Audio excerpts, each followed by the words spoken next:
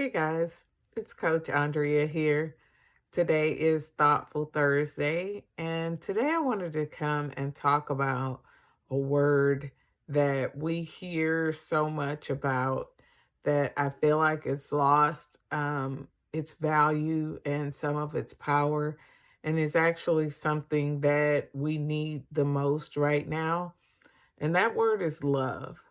And I'm not talking about the love like the Hallmark cards talk about, or the love of you love pizza. I'm talking about the kind of love that God designed the world with, that we actually need to live and thrive and is a part of our being. And is the thing that connects each one of us to one another. Love is more than a feeling. Love is an action. And so when you read the Bible and it talks about how much God loved the world, his love propelled him to do something. And that was to give. And it wasn't just to give in a small sense, but it was to give of himself to people who were not loving at the time. God loved the world while we were still in our sin. So this wasn't about loving people who love you back or loving because you're loved, but it's loving because it's a part of your essence. It's a part of who you are. And that's a very different kind of love than what we talk about in the world today. So you may be familiar with the passage in 1 Corinthians chapter 13 where it talks about love, and that love is being patient and love is being kind, and it gives all of these descriptions and definitions of what it really means to walk in love.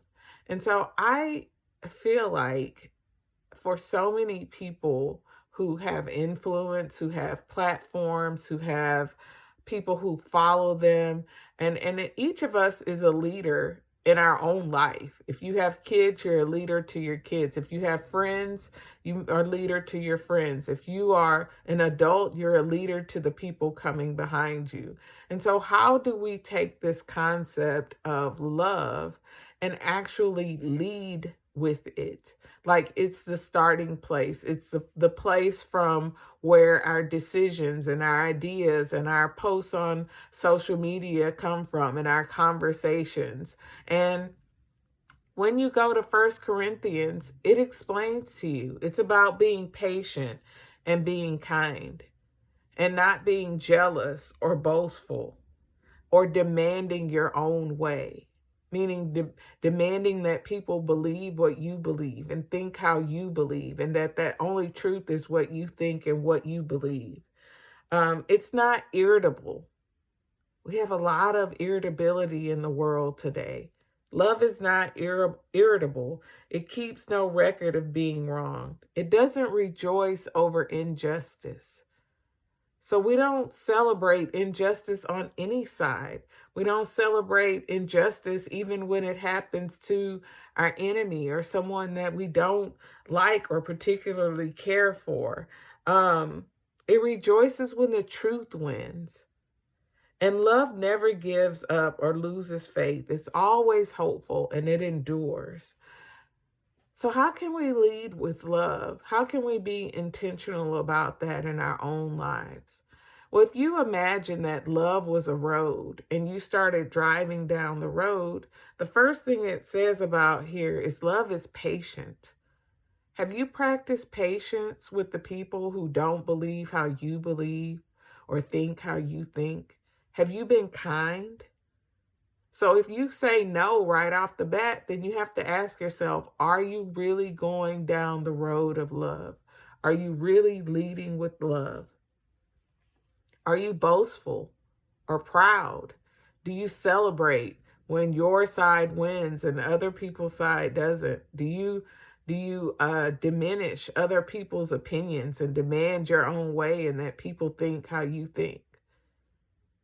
If that's true, then you're not leading with love. You're leading with something else. And I want to say that if your convictions drown out your compassion, if you have no compassion, then are you really leading with love? You can be so passionate about your convictions that you drown out your compassion for other people and their ideas and their thoughts and their beliefs.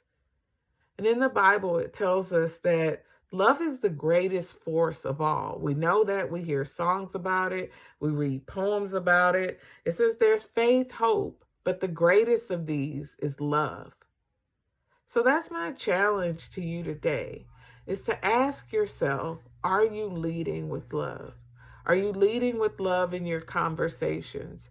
Are you leading in love with your interactions with other people? Are you leading in love with the decisions that you make in your day-to-day life? Are you leading with love in the people that are following behind you? Are you modeling that for your children? There's a whole generation of people coming behind us. We come on the heels of, and I say we because it's the civil rights movement was a movement for all people, but that movement was led with love, which is why it was successful. And we're struggling right now because we have a lot of movements, but those movements aren't being led with love. So that's my challenge to you today. It's my challenge for myself. How can I lead with love? How can I be more patient? How can I be kinder? How can I be less proud or boastful? How can I let go of my own way and see what God might be having me to do or say? And the voice of God is not a voice of condemnation. So if you're condemning people and judging people and tearing people down in the name of your convictions, I'm going to ask you to go back and challenge yourself and say, is that really God? Is that really leading you with love? Because that's not the God that I read about in my Bible. Love never gives up. It never loses faith. It's always hopeful and endures through every circumstance.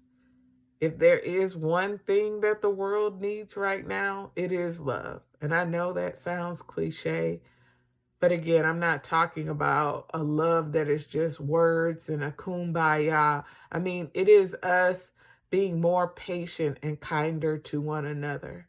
It is us letting go of our way and being willing to seek a way that is for the greater good and for God's glory.